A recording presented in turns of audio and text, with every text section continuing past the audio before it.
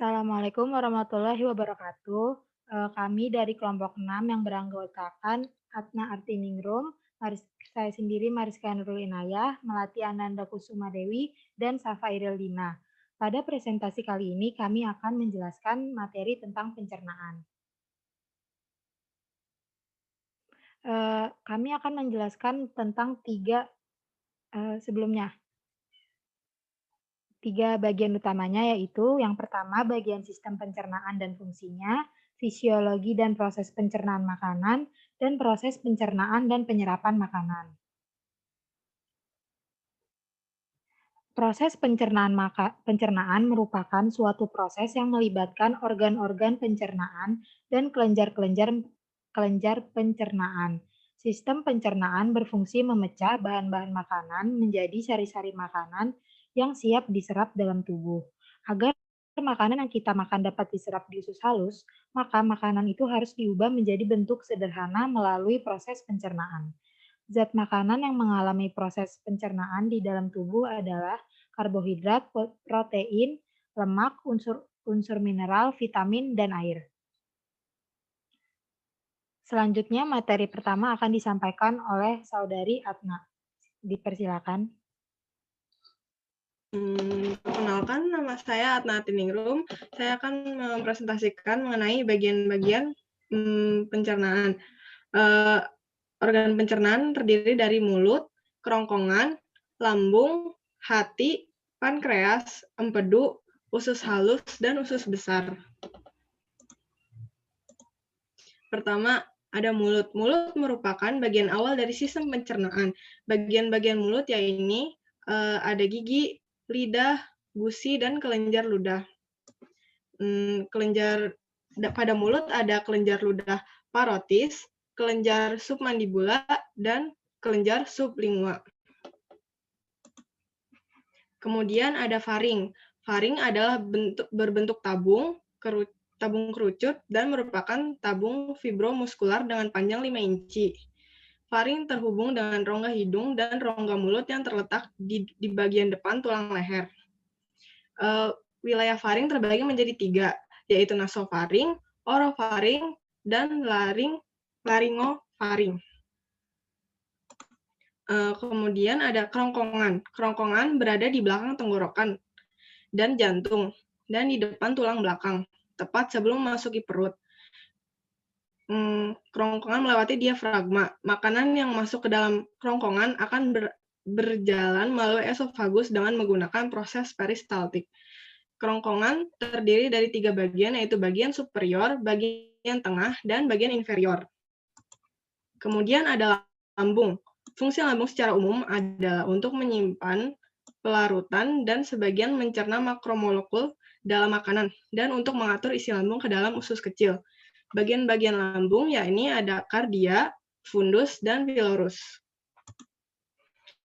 Nah, bagian dinding lambung ada mukosa, submukosa, dan muskularis. Mukosa merupakan lapisan sel-sel yang mengeluarkan berbagai jenis cairan antara lain enzim, asam klorida, dan cairan hormon.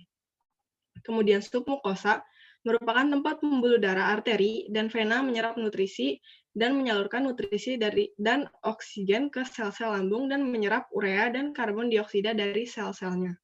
Muskularis merupakan lapisan otot yang membantu lambung dalam proses penghancuran makanan secara mekanis. Otot-otot tersebut melakukan kontraksi yang mengakibatkan terjadinya pemerataan pendistribusian enzim, asam lambung, serta hormon, juga mendorong makanan untuk masuk ke bagian sistem pencernaan berikutnya. Kemudian ada usus halus yang terdiri dari 3 bagian, yaitu duodenum, jejunum, dan ileum. Duodenum berbentuk melengkung dengan panjang sekitar 25 cm. Dinding duodenum mempunyai lapisan mukosa yang banyak, mengandung kelenjar Brunner untuk memproduksi getah intestinum. Jejunum memiliki panjang 2-3 meter dan berkelok-kelok. Penampang jejunum lebih lebar, dindingnya lebih tebal, dan banyak mengandung pembuluh darah.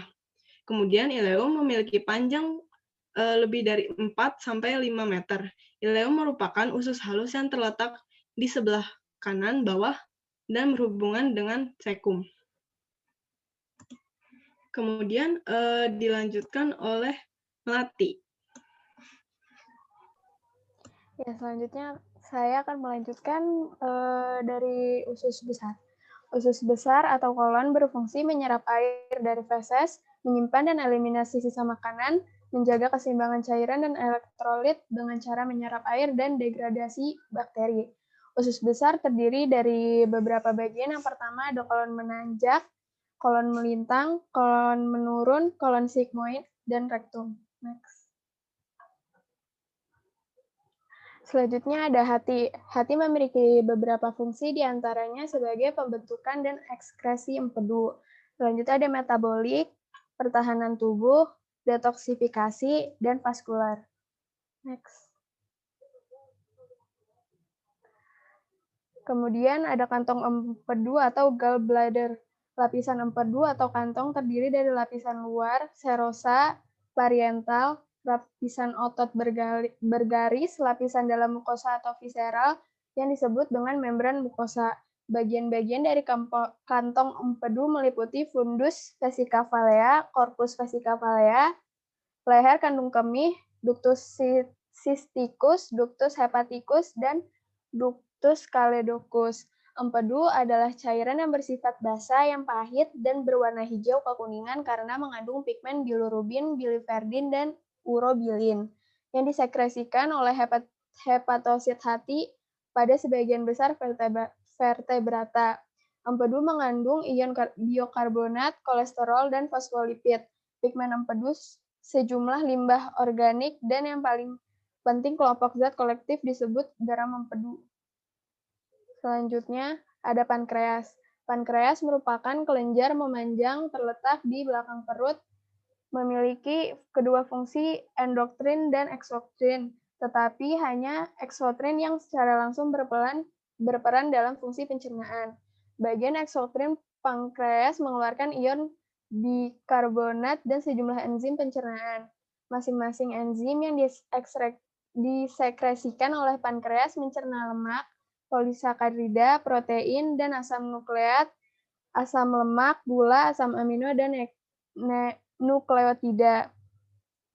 Selanjutnya ada fisiologi dan proses pencernaan makanan. Fisiologi dan proses pencernaan makanan dimulai dari ingesti atau memakan atau menelan. Ingesti merupakan proses memasukkan makanan ke dalam mulut, mengunyah, dan menelannya ke dalam lambung atau eksofagus. Air liur yang berisi lendir membasahi dan melumasi partikel makanan sebelum menelan. Hal ini juga berisi enzim amilase yang partially mencerna polisakarida.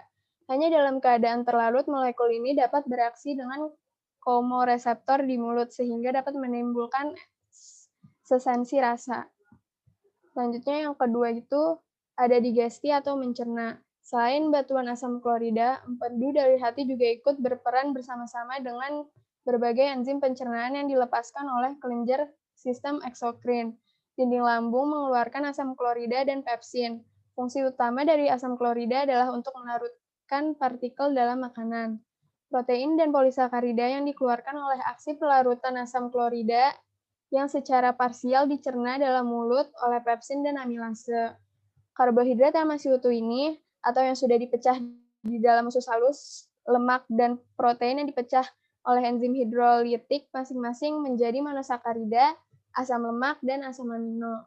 Dua kelenjar utama di zat pankreas dan hati mensekresikan yang mengalir melalui saluran ke duodenum. Bagian eksokrin dari pankreas mengeluarkan ion-ion bikarbonat seperti yang dari pankreas membantu menetralkan asam amino dari lambung dan garam empedu melarutkan lemak dari makanan.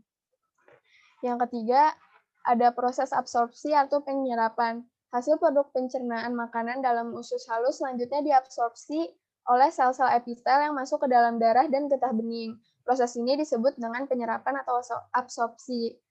Hampir semua garam dalam cairan disekresikan juga diserap ke dalam darah. Selain itu, enzim pencernaan yang disekresikan sendirinya dicerna dalam asam amino yang dihasilkan diserap ke dalam darah.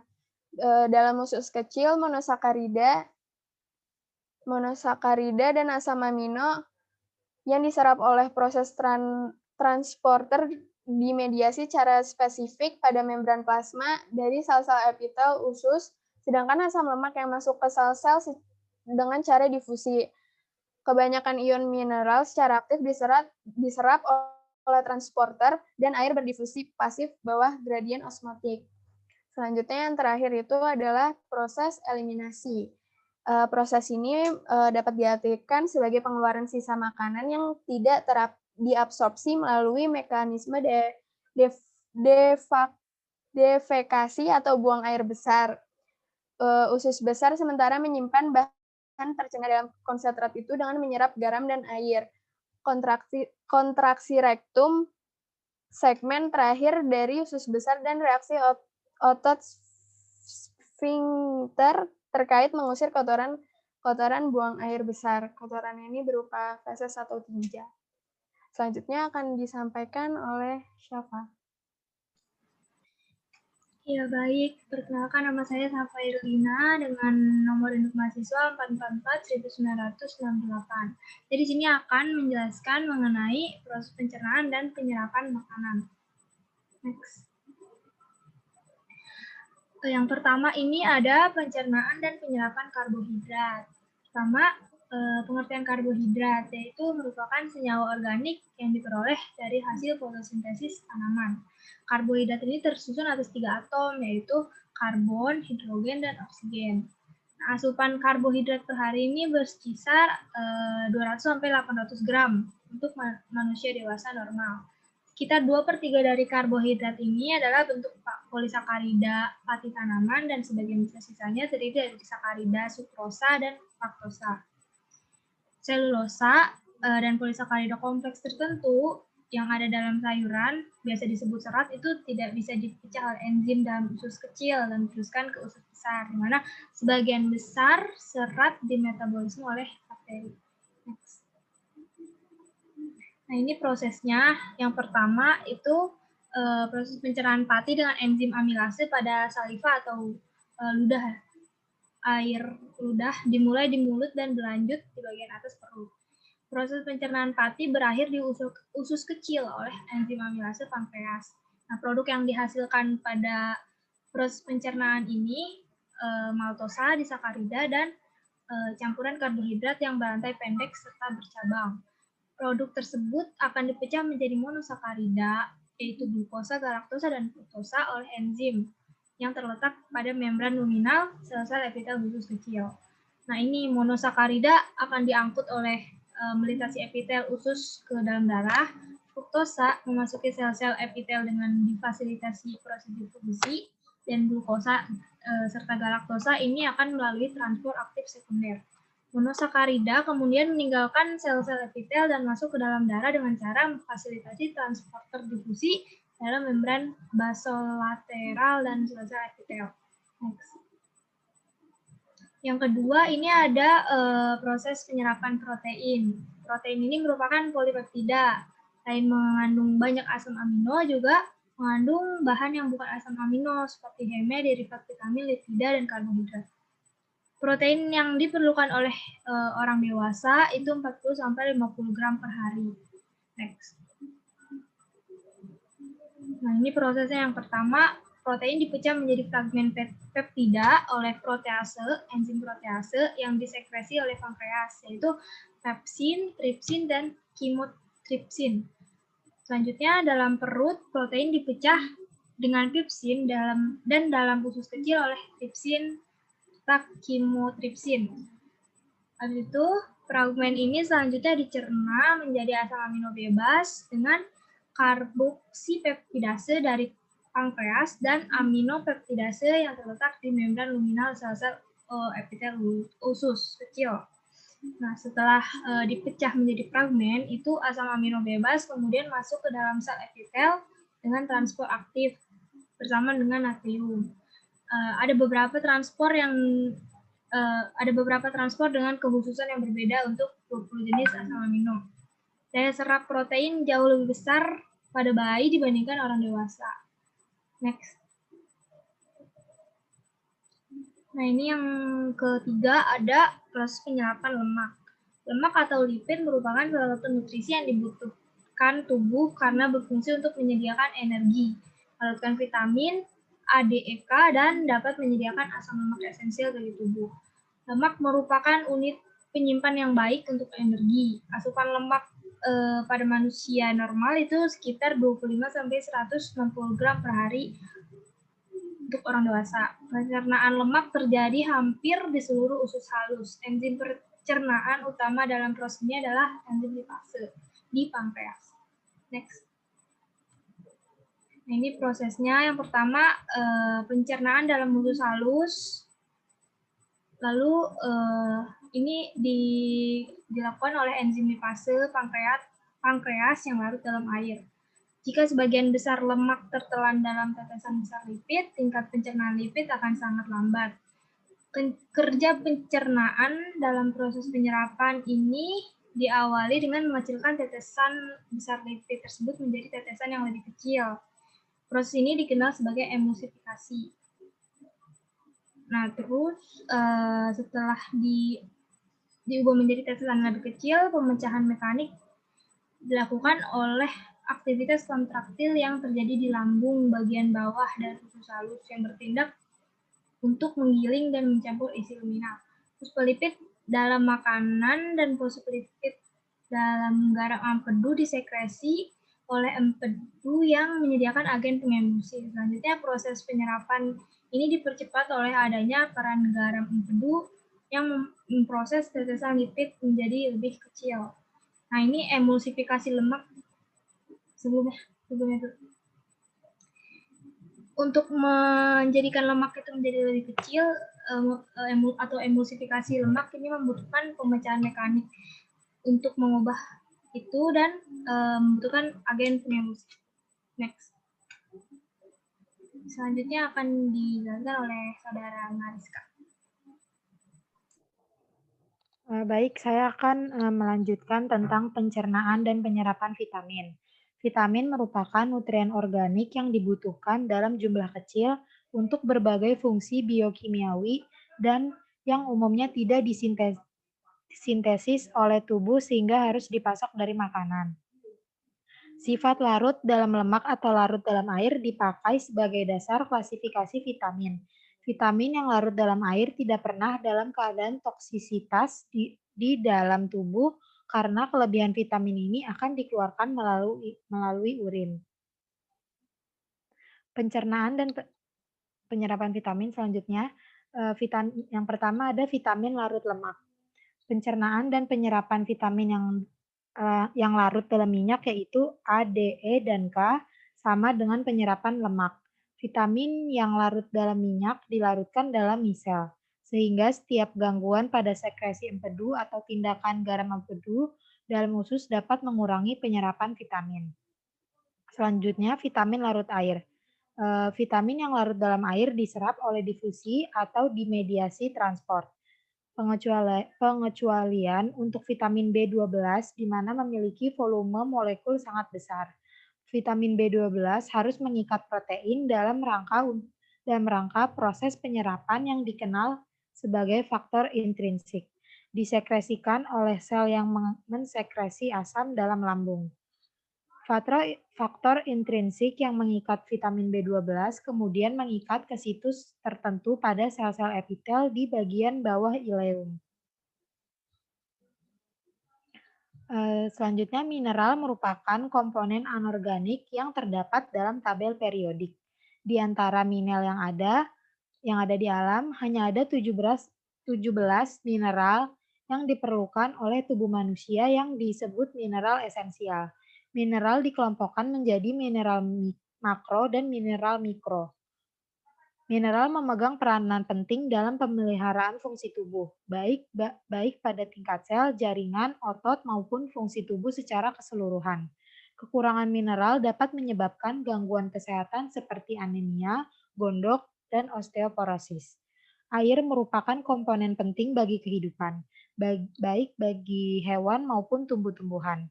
Dalam bahan pangan, air berpengaruh pada kenampakan, tekstur, rasa, menentukan kesegaran dan daya tahan tubuh. Dalam kehidupan, air berperan sebagai pembawa zat pangan, media reaksi, dan sebagainya. Sekitar 8.000 mili air dicerna dan dikeluarkan memasuki usus kecil setiap hari. Namun hanya 1.500 mili diteruskan ke usus besar. Sedangkan 80% dari cairan yang diserap di usus kecil. Sejumlah kecil air diserap dalam lambung, tapi lambung memiliki luas permukaan yang lebih kecil untuk difusi dan tidak memiliki mekanisme menyerap zat yang terlarut. Membran epitel usus kecil sangat permeabel terhadap air, dan difusi air bersih terjadi di epitel. Sedangkan ion natrium merupakan sebagian besar zat terlarut aktif diangkut karena ion natrium merupakan zat terlarut yang paling melimpah di Chyme. Penyerapan natrium adalah proses primer aktif. Selain itu, ion klorida dan bikarbonat juga diserap bersama-sama dengan ion natrium dan fraksi-fraksi lain. Sedangkan mineral lainnya ada dalam konsentrasi yang lebih kecil, seperti kalium, magnesium, besi, seng.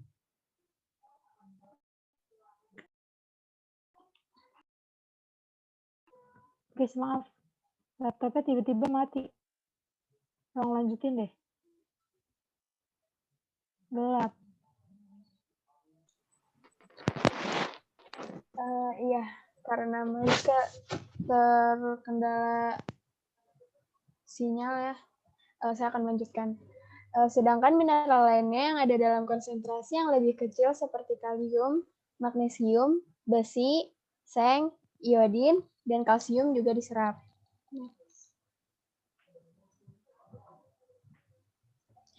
Kesimpulan yang dapat diambil dari presentasi biokimia pencernaan kali ini, proses pencernaan merupakan suatu proses yang melibatkan organ-organ pencernaan atau kelenjar-kelenjar pencernaan. Sistem pencernaan berfungsi mencegah bahan-bahan makanan menjadi sari-sari makanan yang siap diserap oleh tubuh.